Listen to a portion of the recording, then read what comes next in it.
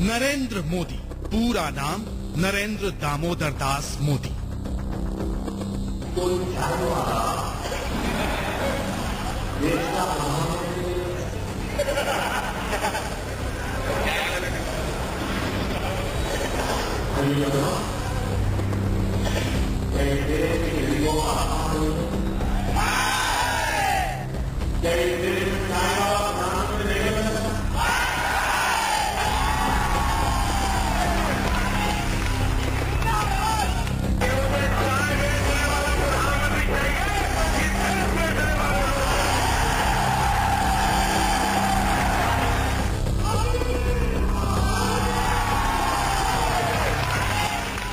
चाय की चौपाल, चाय पर चर्चा और जिस चाय वाले को सियासी मंत्र बनाकर नरेंद्र मोदी के सीने में आज देश की सर्वोच्च सत्ता का शहंशाह बनने के आसमानी सपने अंगड़ाई ले रहे हैं, उस चाय की कहानी मोदी की जिंदगी से चस्पा हुई करीब 56 साल पहले।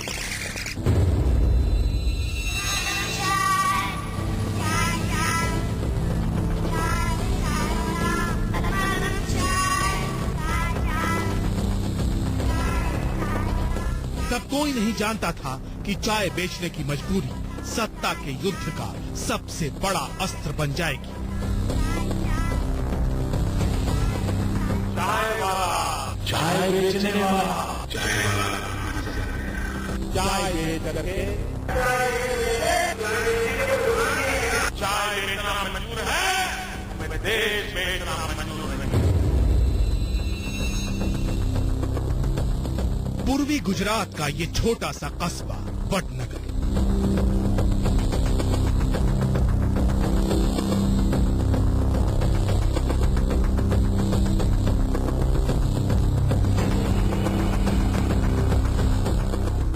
गांधीनगर से 80 किलोमीटर दूर इसी वडनगर स्टेशन पर उन दिनों नरेंद्र के पिता दामोदर दास मोदी की चाय की दुकान हुआ करती थी। नरेंद्र की उम्र तब 7 साल थी।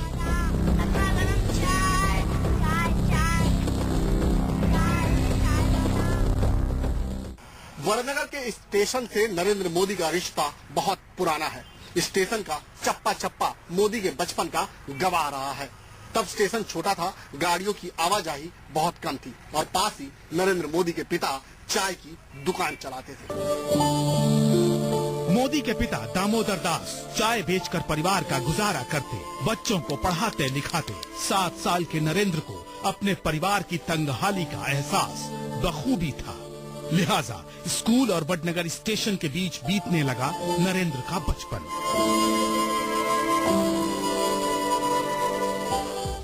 आज मोदी जिस चाय और चाय बेचने वालों की ब्रांडिंग कर 2014 के महासमर का सरताज बनना चाहते हैं, उसकी नींव यहाँ इसी स्टेशन पर रखी गई थी।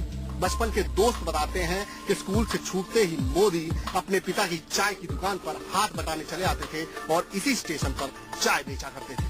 बचपन में जो इंसान रेलवे के डिब्बे में चाय बेच करके अपना गुजारा करता था, ऐसे गरीब परिवार के एक बच्चे को आज आपने यहां बिठा दिया।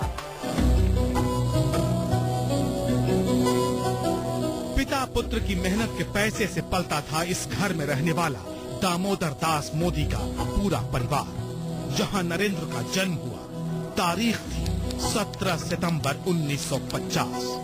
तब यहाँ 40 फीट लंबा और 12 फीट चौड़ा एक घर हुआ करता था, जिसमें 5 भाई बहनों के साथ नरेंद्र मोदी ने होश संभाला। इसी घर में बीता था मोदी का बचपन। उस वक्त ये घर पक्के का नहीं, मिट्टी का बना हुआ था। ट्रेन की डिब्बों की तरह 3 कमरे थे। एक बेडरूम था, दूसरे में खाना बनता था और तीसरा कमरा स्टोर रूम की तरह इस्तेमाल होता था। मोदी का परिवार बड़ा था और आमदनी कम। किसी तरह इसी घर में मोदी के परिवार का गुजारा चलता था। मुफलिसी और मुश्किलों के बावजूद नरेंद्र मोदी आम बच्चों की तरह स्कूल जाते, पढ़ाई करते। दोस्तों के बीच एनडी के नाम से मशहूर थे नरेंद्र मोदी। उन्हें पढ़ा चुके टीचर बताते हैं कि उन दिनों भी नरेंद्र का मन क्लास में मॉनिटर बनने के लिए मचलता था। भाषा पर अच्छी पकड़ थी। स्कूल में जब भी भाषण देने या डिबेट का मौका मिलता, नरेंद्र मोदी पीछे नहीं रहते। आचार्य श्री के साथ बोलना हो तो भी तैयार, मेरे साथ बोलना हो तो भी तैयार, कोई बात रजू करी हो तो मैं हिचकिचाहट नहीं। वक्तृत्व में सदा एक्टिव रहता था। दर गुरुवार को लास्ट 2 पीरियड में कभी कभी कोई भी टॉपिक आता तो ये दत्तचित्त होकर भी यहाँ एक्टिव रहता था। जिस स्कूल से नरेंद्र मोदी ने संगठन शक्ति की बुनियादी ट्रेनिंग ली, वहीं से पढ़ने वाले बचपन के उनके दोस्त बताते हैं कि मोदी उन दिनों भी जज्बाती थे, जिद्दी थे। तार्किक तरीके से अपनी बात मनवाने की ताकत उनमें स्कूली जीवन से ही आ चुकी थी। स्कूल में सीआर का इलेक्शन आया तो उन्होंने नक्की कर दिया कि इसी दफे खड़े रहना है। तो मुझे बात की गई, एक फॉर्म भर दिया है। मैं किस बात का फॉर्म भरा है? तो उन्होंने बोल दिया कि सीआर बनने का। मैं कहती छोड़ो यार, अपने को तो पढ़ाई करनी है, क्या इलेक्शन में जाना है। चले भर दिया सो भर दिया। कोई सोच उसी टाइम से चलती है और वो जीत के ही रहे। नरेंद्र मोदी को जानने वाले बताते हैं कि उनकी जिद और जुनून का गवाह वडनगर कस्बे का ये शर्मिष्ठा तालाब भी रहा है।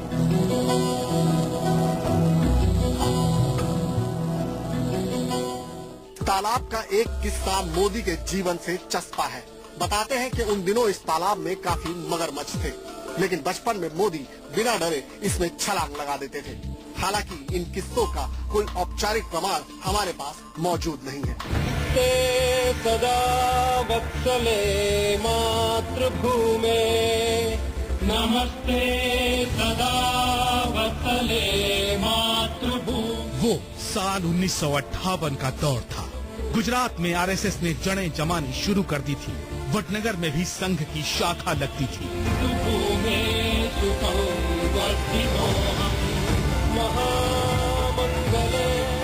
युवाओं को आरएसएस की विचारधारा से जोड़ने की मुहिम शुरू हुई तो 8 साल के नरेंद्र का रुझान भी संघ की तरफ हुआ। वो अक्सर बाल शाखा में शिरकत करते।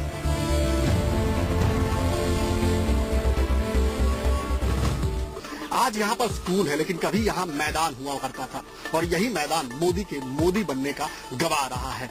उन दिनों नरेंद्र मोदी स्कूल में थे और इसी मैदान में आरएसएस की लगने वाली शाखा में उनका नियमित रूप से आना जाना था। संघ की विचारधारा से मोदी का पहला परिचय इसी मैदान में हुआ था और कारवां बढ़ता गया। आरएसएस की शाखा में भागीदारी के दिनों में ही नरेंद्र मोदी की मुलाकात लक्ष्मण राव इनामदार उर्फ वकील साहब से हुई। राष्ट्रीय स्वयंसेवक संघ से नरेंद्र मोदी का पहला और असली परिचय भी वकील साहब के जरिए ही हुआ। वक्त बीतता गया। हाई स्कूल के इम्तिहान खत्म हो चुके थे। तभी 17 साल के नरेंद्र ने घर छोड़ने का फैसला कर लिया। साल 2000 में दिए इंटरव्यू में नरेंद्र मोदी ने खुद इसकी तस्दीक की थी। वैसे तो मैंने 17 साल की आयु में घर छोड़ दिया। स्कूली शिक्षा के बाद मैं निकल गया। तो तब से लेकर के आज तक मैं भटक रहा हूँ नई चीजें पाने के लिए। बताते हैं कि घर छोड़ने के बाद अगले 3 साल तक नरेंद्र मोदी गुमनामी में भटकते रहे। कहाँ गए, कहाँ रहे, कोई नहीं जानता।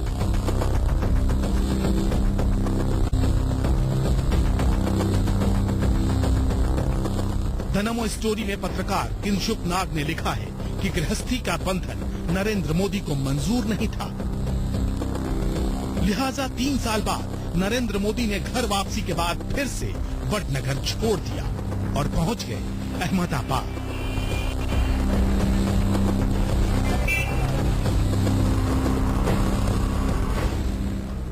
अपना घर छोड़ने के बाद में नरेंद्र मोदी ने अहमदाबाद के इसी सरकारी बस स्टैंड को अपना पहला पड़ाव बनाया। यहाँ उनके चाचा की कैंटीन थी। मोदी उसी कैंटीन के कैशियर बन गए। चाचा का पूरा हिसाब किताब मोदी ने संभाल लिया और यही मिला मोदी को अपने कैरियर का पहला अवसर। अक्सर कैंटीन पर आने वाले अंबालाल नाम के शख्स के जरिए मोदी के कदम फिर आरएसएस की तरफ बढ़ चले। किस्मत, चाहत और एक खास किस्म की काबिलियत ने युवा नरेंद्र मोदी को आरएसएस से पूरी तरह जुड़ने का मौका दे दिया। एक नई जिंदगी दस्तक दे चुकी थी। अहमदाबाद का ये संघ मुख्यालय अब नरेंद्र मोदी का नया पता था।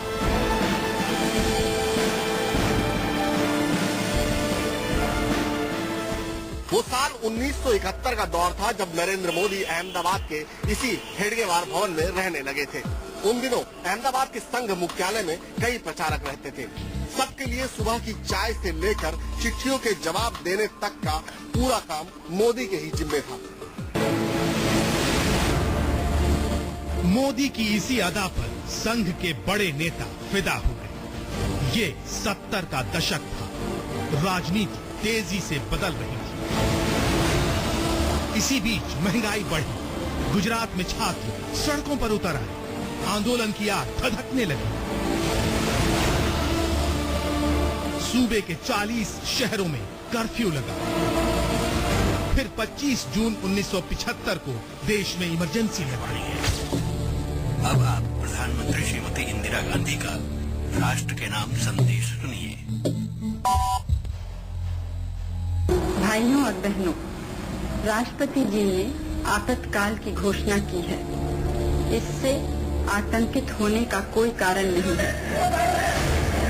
आधी रात को इमरजेंसी का ऐलान होते ही देश के तमाम बड़े नेता जेल भेज दिए गए। नरेंद्र मोदी तब पुलिस की पकड़ से बाहर थे और आरएसएस की गुप्त बैठकों में भेष बदलकर शिरकत करते थे। एक मीटिंग में तो मोदी सिख की वेशभूषा में आए, जिसकी गवाह ये तस्वीरें भी। अंडरग्राउंड रहना पड़ता था। पुलिस के वारंट थे। पुलिस पकड़ना चाहती थी तो कभी स्वामी जी बन गए, तो कभी कॉलेज स्टूडेंट बन गए, तो कभी सरदार बन गए। 1978 तक नरेंद्र मोदी की तरक्की हो गई। तभी 1980 में केंद्र की जनता पार्टी की सरकार गिर गई, जनसंघ खत्म हो गया और भारतीय राजनीति के परिदृश्य पर एक नई पार्टी का जन्म हुआ, जिसका नाम पड़ा भारतीय जनता पार्टी। 1987 के अहमदाबाद म्यूनिसिपल कॉरपोरेशन चुनाव में बीजेपी को जीत मिली। मोदी को इसका पुरस्कार मिला। उन्हें संघ से निकालकर गुजरात बीजेपी में सचिव बना दिया गया। बीजेपी में मोदी का जो सफर 27 साल पहले शुरू हुआ, वो आज सत्ता की सबसे बड़ी रेस तक पहुंच गया।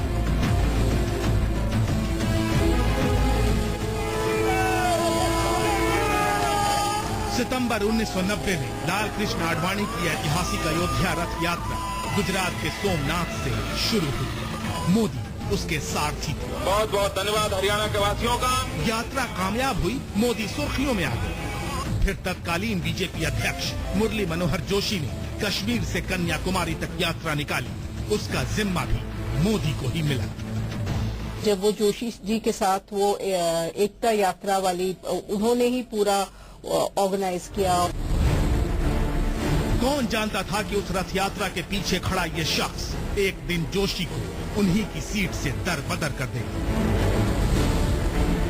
गुजरात में भगवा और मोदी दोनों का कद विस्तार ले चुका था। 1995 के विधानसभा चुनाव में बीजेपी को अप्रत्याशित सफलता मिली। 121 सीटों के साथ सूबे में पहली बार बीजेपी की सरकार बन गई। केशुभाई पटेल पहले मुख्यमंत्री बने और नरेंद्र मोदी को सुपर सीएम कहा जाने लगा, क्योंकि नरेंद्र मोदी के सर पर केशुभाई और लालकृष्ण आडवाणी दोनों का आशीर्वाद था। कहा जाता है कि इसी दौरान शंकर सिंह वाघेला के समर्थकों को तेजी से किनारे लगा दिया गया। दरार इतनी चौड़ी हो गई कि वाघेला ने बगावत कर दी।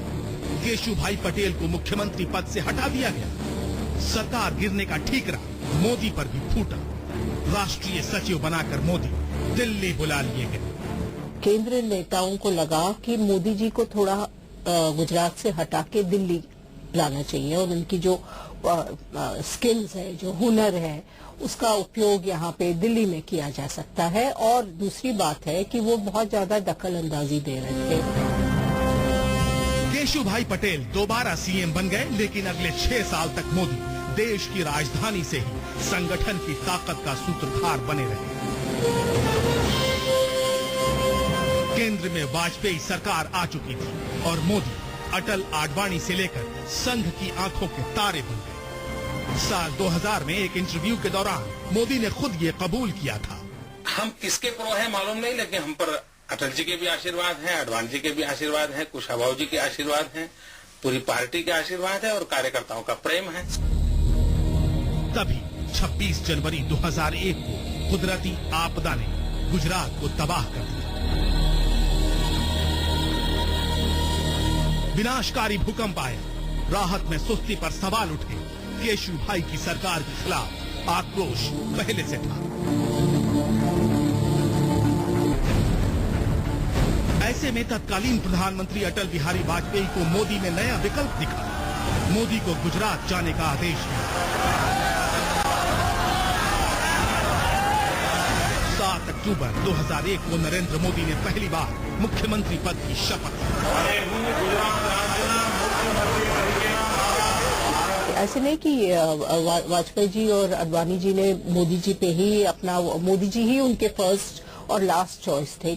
कुछ और नाम भी कंसिडर किए गए थे, जैसे काशीराम राणा। कुछ बातें के बाद उन्होंने यही तय किया कि यही राइट कैंडिडेट है।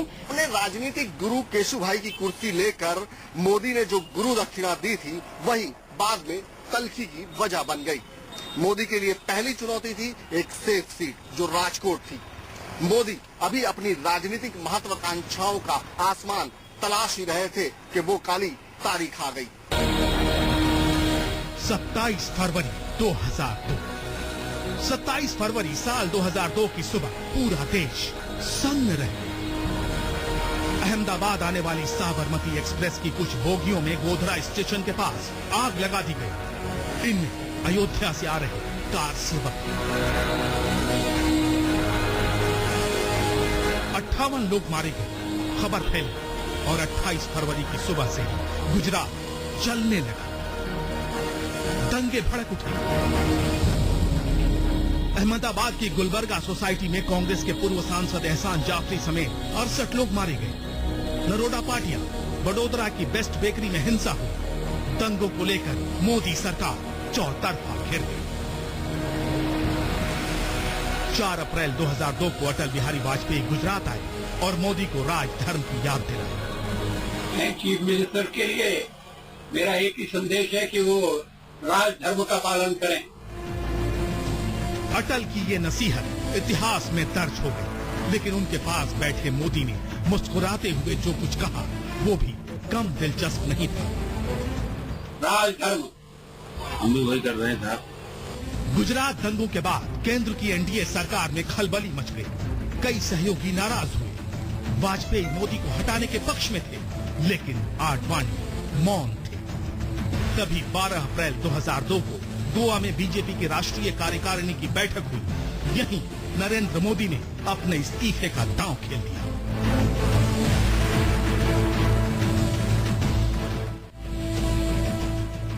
मोदी का फेंका हुआ पत्ता काम आया। वाजपेयी के न चाहते हुए भी मोदी को अभयदान मिल गया। कट्टर हिंदुत्व के रास्ते पर चलने को तैयार मोदी ने वक्त से पहले विधानसभा चुनाव की तैयारी शुरू कर दी। चुनाव पहले नहीं करवा देते, उन्होंने ये बेनिफिट लेने के लिए चुनाव प्रीपोन कर दिया और कहा कि हम 1 महीने में चुनाव करना चाहते हैं। गुजरात की अस्मिता के नाम पर गौरव यात्रा निकाली। आक्रामक प्रचार के दिनों में ही मोदी के हाथ एक और हथियार लगा।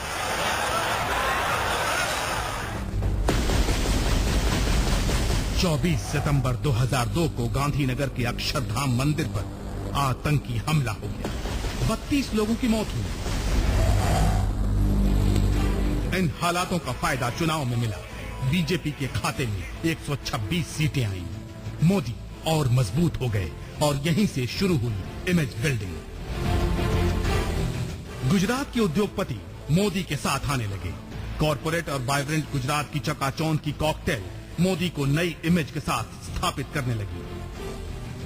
इधर केंद्र की एनडीए सरकार का अवसान हो गया। एक बार तो वाजपेयी ने भी माना कि गुजरात दंगे सरकार की हार की एक वजह हो सकते हैं।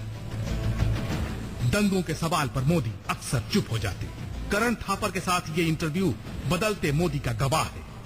By not letting people hear the message repeatedly, You are allowing an image that is contrary to the interest of Gujarat to continue. It's in your hands to change it. I'll have to rest. Purple water. दोस्ती बनी रहे, अपनी दोस्ती बनी रहे। दाग को भूल मोदी सरकार औद्योगिक हस्तियों को खाद पानी दे रही थी। उम्मीदों को पंख लग गए थे। नतीजा 2007 विधानसभा चुनाव में दिखा। जनादेश एक बार फिर मोदी के पक्ष में आया। नरेंद्र मोदी अपने विकास मॉडल का ढिंढोरा पीटते रहे, कई स्तर पर रणनीतियां बनाने लगे। मोदी ने इंटरनेट के हथियार से भी लड़ाई लड़नी शुरू कर दी थी। कम ही लोगों को पता होगा कि मोदी की दिलचस्पी कंप्यूटर और इंफॉर्मेशन टेक्नोलॉजी में उस वक्त से थी जब देश का बड़ा तबका इससे अनजान था। 10 साल से आप कंप्यूटर सेवी हैं? हाँ, मैं करीब 10 साल से। शायद हिंदुस्तान में जब बहुत कम लोग शुरू में ईमेल रखते होंगे, तब से मैं ईमेल से जुड़ा हुआ हूँ। साल 2007 से 2013 तक मोदी ने अपनी जबरदस्त ब्रांडिंग की। कभी अमिताभ बच्चन से गुजरात की गौरव गाथा सुनवाई, खुशबू है गुजरात की, तो कभी खुद के स्टाइल से चर्चित हुए। मगर सत्ता की बागडोर और पतंग की डोर कभी नहीं छोड़ी मोदी ने। छवि फिर भी नहीं बदली। 2011 के सद्भावना मिशन के दौरान जब नरेंद्र मोदी ने टोपी पहनने से इनकार किया, तो विरोधियों ने फिर हमला बोल दिया। कभी टोपी भी पहननी पड़ेगी, कभी तिलक भी लगाना पड़ेगा, इसके लिए तैयार होना पड़ेगा, खुद चलाना। मगर मोदी का मिशन तो कुछ और ही था। गुजरात और गुजराती में बोलने वाले मोदी की जुबान अब हिंदी हो चुकी थी। मुद्दे राष्ट्रीय बन गए थे। समझते देर नहीं लगी कि गुजरात का सरदार दिल्ली का दावेदार बनना चाहता था। 2012 के विधानसभा चुनाव ने मोदी को तीसरी बार सत्ता में पहुंचाया और धमक दिल्ली तक सुनाई देने लगी। जीत की हैट्रिक के बाद ये मांग उठने लगी थी कि नरेंद्र मोदी को प्रधानमंत्री पद का उम्मीदवार घोषित किया जाए। संघ ने भी इशारा किया, लेकिन पार्टी और एनडीए का एक धड़ा मोदी की मुखालफत के लिए खड़ा हो चुका था, जिसमें खुद लाल कृष्ण आडवाणी भी थे। एक बार फिर मोदी की सियासी जिंदगी का पड़ाव गोवा ही बना। जून 2013 की गोवा कार्यकारिणी में मोदी बीजेपी की केंद्रीय चुनाव समिति के अध्यक्ष बना दिए गए। एनडीए टूट गया। जेडीयू और बीजेपी का 17 साल पुराना रिश्ता खत्म हो गया। बीजेपी में भी मतभेद सतह पर आ गए। आडवाणी कोप भवन में चले गए थे, लेकिन संघ के आदेश पर लौह पुरुष को पिघलना पड़ा। अब दिल्ली की दावेदारी के मोदी एपिसोड की तैयारी थी और संघ का आशीर्वाद मोदी के साथ था। संघ का आशीर्वाद साथ था। तमाम विरोधों के बावजूद 13 सितंबर 2013 को मोदी बीजेपी के प्रधानमंत्री पद के उम्मीदवार बन गए। आडवाणी फिर नाराज हुए, मगर अब कोई फायदा नहीं था। पूरी पार्टी मोदी नाम केवलम और नमो का जाप करने लगी। विरोधी दिग्गजों के टिकट कटने लगे, बगावत सिर उठाने लगी। मोदी खुद वाराणसी से चुनाव मैदान में कूद पड़े। मगर दिल्ली का दावेदार बनने की महत्वाकांक्षा गुजरात के सरदार को व्यक्तिवादी इमेज से चस्पा कर चुकी थी।